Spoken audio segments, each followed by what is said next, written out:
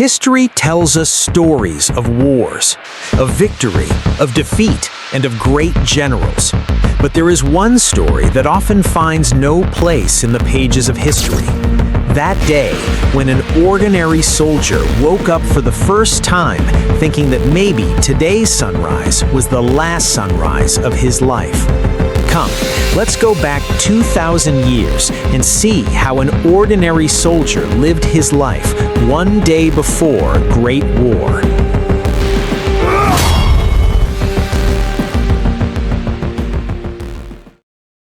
Titus opened his eyes. On the ceiling was that same old crack he had been staring at since childhood. Outside, beyond the fortress walls, life had already woken up as usual. The sound of someone tying up livestock, a neighbor's cough, the distant tap-tap of a hammer somewhere. Everything was the same as always. But inside Titus's chest, there was a strange weight. Not pain, not illness, a feeling that is difficult to describe in words, as if the body were going through its daily tasks, but the heart was caught somewhere else. Because this evening, his feet would leave the threshold of that house and walk toward that battlefield from which there was no guarantee of return.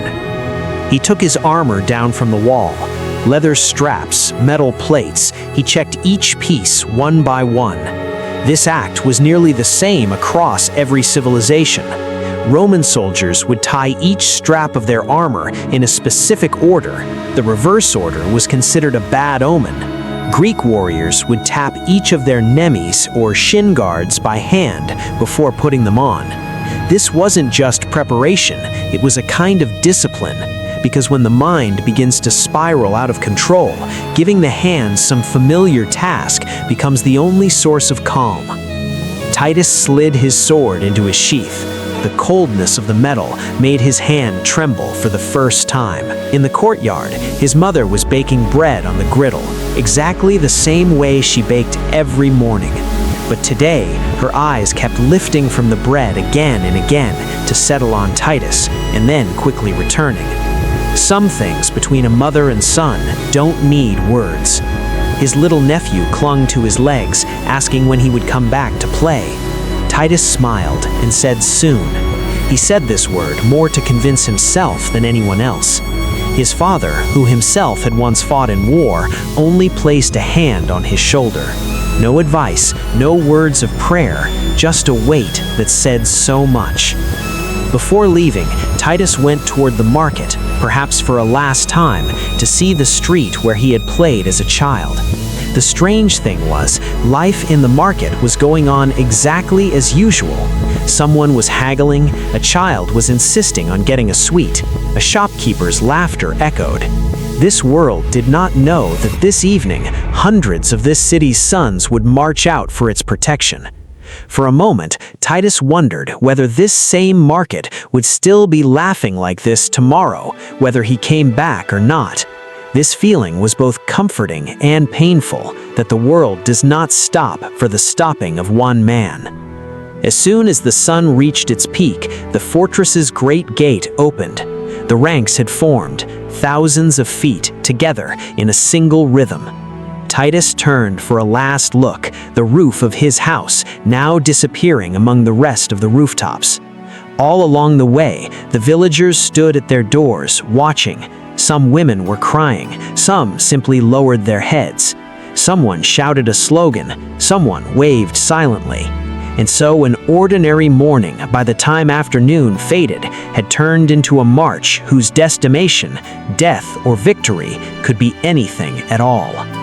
As evening fell, the army reached the field, and there, for the first time, Titus saw the enemy's camp with his own eyes. On the far horizon, countless fires, as if stars were scattered across the ground. The strange thing was, from that distance, the enemy looked exactly the same as them. Their tents, their lights, their noise. Perhaps there, too, some young man was remembering his mother's bread.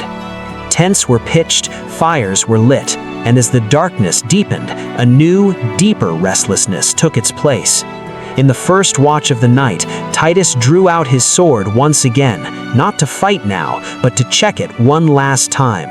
And then he did what thousands of others were doing that same night. In Roman tradition, it was called testamentum in procunctum, a will written right before battle. No lawyer, no seal, just a companion as a witness. He scratched onto the tablet, "Tell my mother I saved that cloth for a wound not to wear." Archaeologists have pulled dozens of such tablets from excavations. We never know which message reached home and which one was buried in the earth. And still, in that atmosphere, there was not only grief, dice were thrown. Someone repeated an old joke that probably had been heard 100 times, but tonight, that same joke was the most necessary thing of all. This was not indifference, but that last uncontrollable love for life that awakens in every human being when death draws near. Before the night grew deeper, one final ritual remained. Greek armies performed sphagia. An animal would be sacrificed, and the priest would try to read the future from its entrails. History holds examples where the signs came out bad and the entire attack was postponed. Think about it. The fate of thousands of lives depended on the internal organs of an animal. This was not superstition, but the desire to gain some kind of control amid that uncertainty. The sign came out good. A faint whisper of relief ran through the camp.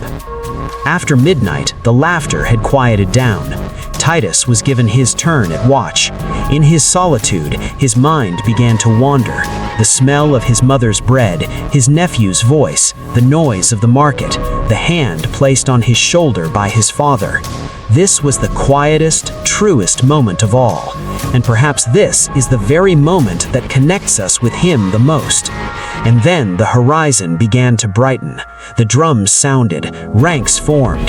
Titus picked up the same shield on which his family's emblem had been repainted the night before.